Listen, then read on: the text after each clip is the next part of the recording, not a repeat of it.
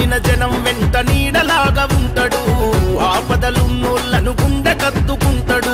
విజయవాడ పశ్చిమ జన సేవకుడిగా వచ్చాడు. అందరికీ నమస్కారం. ఈరోజు మనం విజయవాడ వెస్ట్ నియోజకవర్గ పరిధిలోకి రావడం జరిగింది. ఇక్కడ బీజేపీ ఉమ్మడి కూటమి అభ్యర్థిగా సుజనా చౌదరి గారు. నమస్కారం అమ్మా.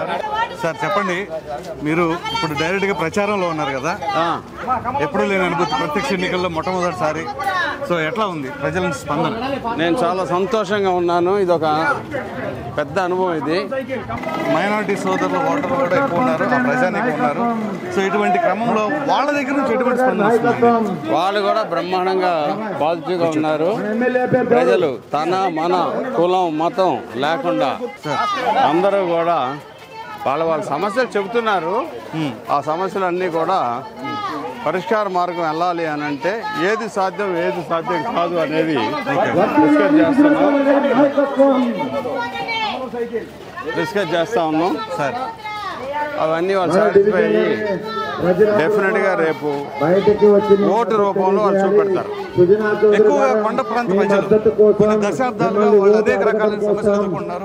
ప్రభుత్వాలు మారుతున్నాయి కానీ వాళ్ళ సమస్యలు మాత్రం పరిష్కరించబడలేదు. సో సుజనా చౌదరి గారు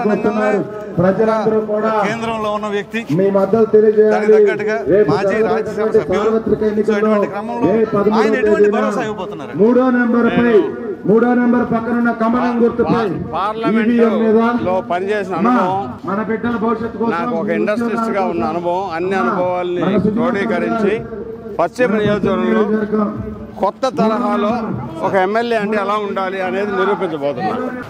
టీడీపీ, జనసేన, బీజేపీ ఈ కూటమిలో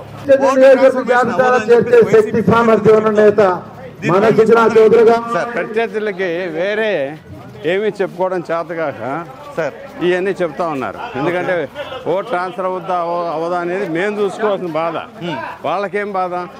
ఓకే, వాళ్ళ ఓట్లు పడతాయో వాళ్ళు చూసుకోవాలి. వాళ్ళని ఇంకో రకంగా అసహించుకుంటున్నారు ప్రత్యర్థుల్ని. ఓకే, ప్రజలు చాలామంది చెబుతున్నారు, నిన్న వచ్చారు మొన్న వచ్చారు. ఒకళ్ళైతే ఇందాక పిల్ల కాకులు వచ్చినాయి 2 నిన్న అని చెప్పారు. ఓకే, అది సార్. అయితే ప్రస్తుత రాష్ట్ర ప్రభుత్వం 3 రాజధానులు అని చెప్పేసి నిర్ణయం తీసుకొని ప్రజలను అయోమయానికి గురి చేశారు.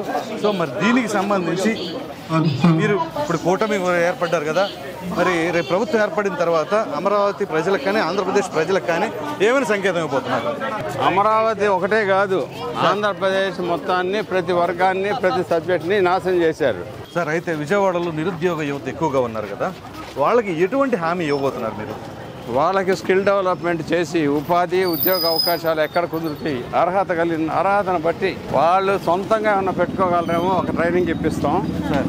Orientation program. Okay, right man at right place అనే కాన్సెప్ట్తో అర్హతను బట్టి వాళ్ళకి ఇప్పించే విధంగా చేస్తాం. సీఎం రమేష్ గారు కావచ్చు, మీరు కావచ్చు, ఇద్దరు కూడా రాజ్యసభ సభ్యులే, మాజీ రాజ్యసభ సభ్యులు. అటువంటి మీరు ఒకేసారి ప్రత్యక్ష ఎన్నికల్లోకి రావడానికి గల కారణం ఏంటండి? నాకు ఇంతకుముందు అవకాశం రాలే, ఇప్పుడు అవకాశం వచ్చింది. ఓకే, కాబట్టి ఇప్పుడు చాలా సంతోషంగా ఉంది. ప్రజలతో మమేకం అవుతుంటే, వాళ్ళ సమస్యలు తెలుసుకుంటుంటే, ఆ సమస్యలన్నిటికీ సమాధానాలు నా దగ్గర ఉన్నాయి.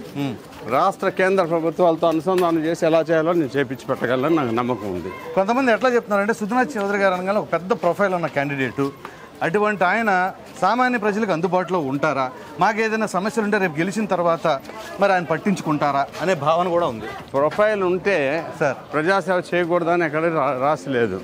అదే వాళ్ళకి అట్లాంటి అపోహ ఉంది. అపోహను మీరు ప్రత్యర్థులు అపోహ పెడుతున్నారు. ఓకే, 24 గంటలు అహర్నిశలు ప్రజలతో ఉండి వాళ్ళ సమస్యలన్నిటికీ నేను నివృత్తి చేస్తా. సో మన దేశంలోనే అతిపెద్ద పార్టీ బీజేపీ. సో రేపు ఎన్డీఏ కూటమి అధికారంలోకి వస్తుందని నమ్మకం మీకుందా సార్? 100%. ఓకే, 100% మీరు అధికారంలోకి వస్తానంటున్నారు కాబట్టి ఇక్కడ అక్కడ 2 చోట్ల ఇటు రాష్ట్రంలోనూ అటు కేంద్రంలోనూ ఎన్డీఏ అధికారంలోకి రావడం పక్కా అని మీరు అంటున్నారు కదా. సో రేపు ఎన్డీఏ అధికారంలోకి రాగానే ఆంధ్రప్రదేశ్ రాష్ట్రానికి సంబంధించి విభజన హామీలు కావచ్చు, పోలవరం ప్రాజెక్టు కావచ్చు, వైజాగ్ స్టీల్ ప్లాంట్ కావచ్చు, ఇటువంటి సమస్యలన్నిటి కూడా పరిష్కరిస్తారా? తప్పకుండా. విభజన హామీలు చాలా వరకు మొదటి 5 సంవత్సరాల్లోనే ఇవ్వడం జరిగింది కేంద్ర ప్రభుత్వం నుంచి. తర్వాత 5 సంవత్సరాల వాళ్ళు ఏమీ చేయలేదు. ఆ పెండింగ్ ఉన్న హామీలన్నీ పూర్తి చేపించే విధంగా కేంద్ర ప్రభుత్వంతో మేము పనిచేస్తాం. దాంట్లో ముఖ్య పాత్ర కూడా నేను తీసుకుంటాను, నాకున్న అనుభవం రీత్యా. ఎలక్షన్ కమిషన్ వ్యవహారం ఎట్లా ఉంది?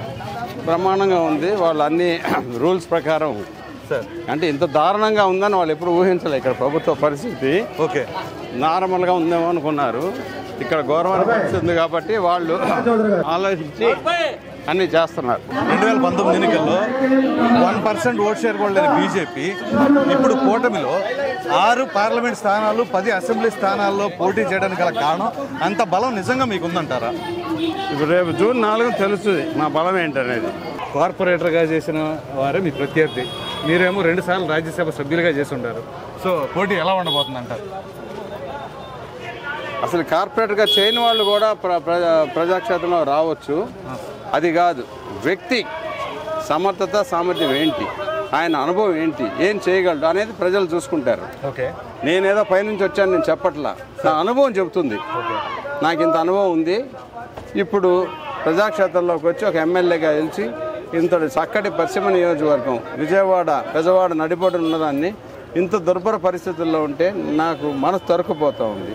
కాబట్టి ఇది మార్పు తేవాలనేది ఒకటే ధ్యేయం నాకు, వేరే ధ్యేయం లేదు. కులం లేదు, మతం లేదు, మాలా లేదు, మాదిగా లేదు, రెడ్డి లేదు, కమ్మ లేదు, కాపు లేదు, బీసీ లేదు, అందరూ ఒకటే సమానంగా నేను చేసి చూపెడతాను. ముస్లిం లేదు, క్రిస్టియన్ లేదు. సో ఫైనల్గా చెప్పండి, డబుల్ ఇంజిన్ సర్కార్ ఒకవేళ అది కనుక వస్తే, అది కనుక అనే ప్రసక్తి ఒప్పుకొని నేను అది వచ్చి తీరుద్ది.